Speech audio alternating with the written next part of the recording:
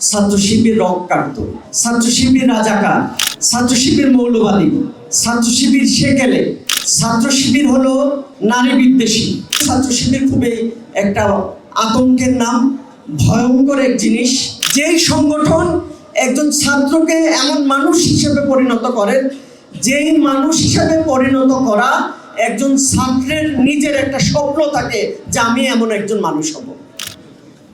5ই আগস্টের আগে ইসলামী ছাত্র শিবিরের ব্যাপারে একটা পারসেপশন পরিকল্পিতভাবে সাধারণ ছাত্র সমাজের কাছে ছড়ানো হয়েছে। সেই পারসেপশনটা হলো ছাত্র শিবির রক কাটতো। ছাত্র শিবির কি করতো? রক কাটতো। ছাত্র শিবির রাজাকার, ছাত্র শিবির মৌলবাদী, ছাত্র শিবির সেকেলে, ছাত্র শিবির হলো নারী বিদ্বেষী। এই টাইপের ভয় এবং আতঙ্ক ছাত্র শিবিরের ব্যাপারে ছড়ানো হয়েছে। কেন ছড়ানো হয়েছে? ছাত্র শিবিরকে এমনভাবে উপস্থাপন করা হয়েছে যে মনে হয়েছে যে ছাত্র শিবির খুবই একটা আতঙ্কের নাম, ভয়ঙ্কর এক জিনিস। এইগুলো ছড়ানোর মধ্য দিয়ে ছাত্র সমাজ থেকে ছাত্র শিবিরকে বিচ্ছিন্ন রাখার একটা ষড়যন্ত্র করা হয়েছিল।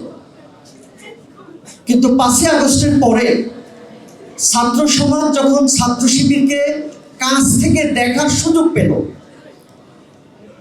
তখন দেখা গেল ছাত্র সমাজ প্রচলিত যেই ছাত্র রাজনীতি, সেই জায়গা থেকে ছাত্র শিবিরকে কম্পেয়ার যখন করলো, পৃথক যখন করলো, ছাত্র শিবিরকে যখন অ্যানালাইসিস করতে পারলো, ছাত্র শিবিরকে যখন দেখতে পারলো, তখন ছাত্র সমাজ অটোমেটিক্যালি বুঝলো যে আগে ছাত্র শিবিরের ব্যাপারে যে জিনিসগুলো আমাদেরকে পরিকল্পিতভাবে ছড়ানো হয়েছিল, বলা হয়েছিল, সেগুলো ছিল এক ধরনের প্রোপাগান্ডা, মিথ্যাচার এবং ছাত্র শিবিরকে ছাত্র সমাজ থেকে ডিটাচ রাখার জন্য এক ধরনের ষড়যন্ত্র।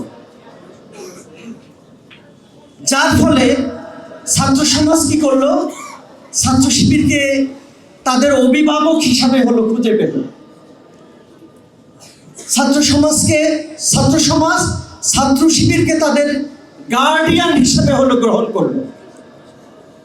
ছাত্র সমাজ দেখলো ছাত্র শিবির এমন একটা সংগঠন, যেই সংগঠন একজন ছাত্রকে এমন মানুষ হিসেবে পরিণত করেন, যেই মানুষ হিসেবে পরিণত করা একজন ছাত্রের নিজের একটা স্বপ্ন থাকে যে আমি এমন একজন মানুষ হব।